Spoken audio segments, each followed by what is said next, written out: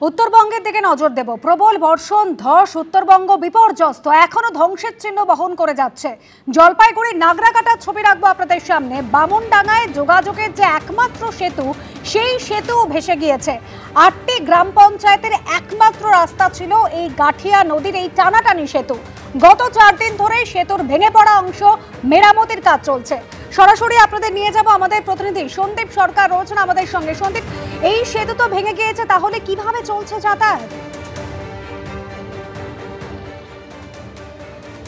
দেখো, প্রাকৃতিক বিপর্যয় হয়েছিল সেই শনিবার মাঝরাতে।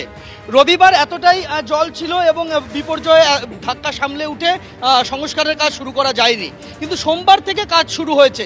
সোমবার থেকে শুরু করে আজকে বৃহস্পতিবার, 4 দিন হয়ে গেল। এই যে গাঠিয়া নদীর ওপরে এই ভেঙে পড়া সেতু ভেঙে পড়েনি, সেতু ভেঙে পড়েছে বলা ভুল হবে। সেতুর থেকে রাস্তায় না, যেখানে গ্রামের ঢুকছে এই যে বাঁধের মতো অংশটা, সেটা একেবারে ভেসে চলে গিয়েছে। এই যে বিপুল ক্ষতি, এই বিপুল ক্ষতিকে এই গত 4 দিনেও মেরামত করা যায়নি।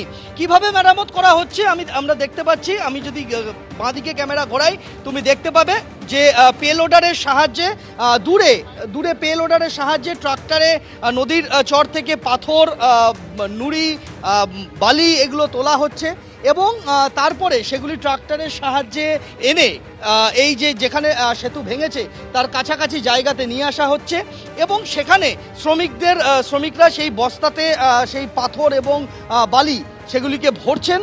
তারপরে মাথায় করে করে নিয়ে এসে এই যে ভেঙে পড়া সেতুর অংশ, সেখানে গার্ডওয়াল দেওয়ার কাজ চলছে। এবার এই যে কাজ চলছে, প্রচুর সংখ্যক, প্রায় এখানে আমরা যতটা দেখতে পাচ্ছি প্রায় 150 থেকে 200 জন কাজ করছেন, কিন্তু তাদের একটানা কাজ, সঙ্গে এই পেলোডার রয়েছে, তার সাহায্য নিয়েও গত 4 দিনে কাজ যা এগিয়েছে তা 50% কাজও কিন্তু এগোয়নি। ফলে এই মুহূর্তে এই সেতুর ভরসায় যে 8খানা পঞ্চায়েত এলাকার মানুষ রয়েছেন, এই সেতুর এপারে যে জঙ্গল এলাকা রয়েছে, গ্রাম রয়েছে, তাতে মোটামুটিভাবে 8টা পঞ্চায়েত, 6 কিলোমিটারের মতো এলাকা। এই বিপুল এলাকার মানুষজন, তাদের ভরসা বলতে এই ভেঙে পড়া সেতুর সামনে যে বাঁশের মই তৈরি করা হয়েছে, এই বাঁশের মই দিয়ে হেঁটে পারাপার, অথবা দূরে আমরা দেখতে পাচ্ছি যে এনডিআরএফের যে স্পিড বোট রয়েছে, সেই স্পিড বোটে করে বয়স্ক, মহিলা, অসুস্থ, অন্তঃসত্ত্বা তাদেরকে পারাপার করা হচ্ছে। স্থানীয় মানুষজন রয়েছেন, তাদের একজনের সাথে কথা বলে নেব। যেভাবে কাজ চলছে, কতদিন লাগবে বলে মনে হয়? যেভাবে কাজ চলতেছে এইভাবে তো মোটামুটি 2 মাসের মতো সময় লাগবে, আমাদের যেটা সম্ভাবনা লাগতেছে। কতটা সমস্যায় পড়ছেন, কি সমস্যায় পড়ছেন? সমস্যায় পড়ছে হসপিটাল, আমাদের এই মেন সেতু পার হয়ে হসপিটাল যাইতে লাগে। সমস্ত কর্মজীবন, মানুষের যত কাজকর্ম সব ওই সাইডেই। এদিকে হয়তো বাগান এরিয়া, ফরেস্ট এরিয়া, এদিকে কোনো কাজ নাই। যত লেবার আছে, শ্রমিক আছে, সব কাজের জন্য ওইদিকে যায়। ওই জন্য প্রবলেম হচ্ছে আমাদের। ব্রিজ ভেঙে পড়ার ফলে তো ত্রাণও সেভাবে ঢুকতে পারছে না। ত্রাণ ঢুকতেছে, যদি ওরাও ঢুকতেছে, ওদেরও প্রচুর সমস্যা হচ্ছে। যে একটা গাড়ি নিয়ে আসতেছে, যখন নদী পার হওয়ার সমস্যা হচ্ছে, ওই কারণে কিছু লোক আসতে পারতেছে না। যেগুলো আসতেছে ট্রাক্টরে করে পার করে ত্রাণ নিয়ে যাচ্ছে আপনাদের টন্ডু বামনডাঙ্গায়। অর্থাৎ বুঝতেই পারছো যে সমস্যাটা কোন জায়গায়। শুধু যে সমস্যা এখানে এই ব্রিজ ভেঙে যাওয়ার দরুন মানুষের যাতায়াত তা নয়, ত্রাণ পৌঁছে দেওয়া সেটাও কিন্তু বড়সড় সমস্যার মুখে পড়ে যাচ্ছে। তার কারণ সড়ক পথ নেই, সড়ক যোগাযোগ ব্যবস্থা সম্পূর্ণ বিপর্যস্ত। এখানে তো সেতু ভেঙে গেছে, সেতু মেরামত করা যায়নি গত 4 দিনেও, কিন্তু এর আগে আরও ছোট ছোট অনেক কালভার্ট রয়েছে, যে রাস্তা ধরে যেতে হবে বামনডাঙ্গা, যেখানে সবথেকে বেশি ক্ষয়ক্ষতি হয়েছে জলপাইগুড়ি জেলার মধ্যে, যেখানে 10 জনেরও বেশি মানুষের দেহ উদ্ধার হয়েছে বিভিন্ন জায়গা থেকে। সেই জায়গার যে পৌঁছানোর যে রাস্তা, সেটা কিন্তু বিভিন্ন জায়গায় কালভার্ট ভেঙে গিয়েছে, রাস্তা ধসে গিয়েছে। ফলে শুধুমাত্র এই সেতু মেরামত নয়, এই সেতু মেরামতের পর বামনডাঙ্গা পৌঁছাতে গেলে আরো অনেক জায়গার ওপর দিয়ে মেরামতের কাজ চালাতে হবে। সবটা থমকে রয়েছে শুধুমাত্র এই সেতু মেরামত এখনো পর্যন্ত হয়নি বলে। ধন্যবাদ সন্দীপ। এইভাবেই উত্তরবঙ্গে বিস্তীর্ণ এলাকা মারাত্মক ক্ষতিগ্রস্ত হয়েছে। গ্রামের পর গ্রাম ধুয়ে মুছে সাফ হয়ে গেছে। একটার পর একটা চা বাগানের মারাত্মক ক্ষতি হয়েছে।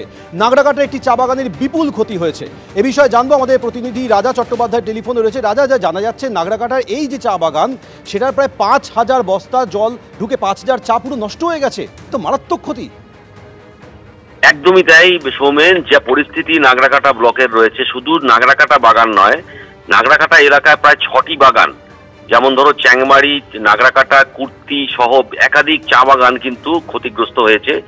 হেক্টর হেক্টর জমির চা কিন্তু নষ্ট। চা বাগান কর্তৃপক্ষ যেটা জানাচ্ছেন, টোটাল প্ল্যান্টেশন নতুন করে তৈরি করতে হবে।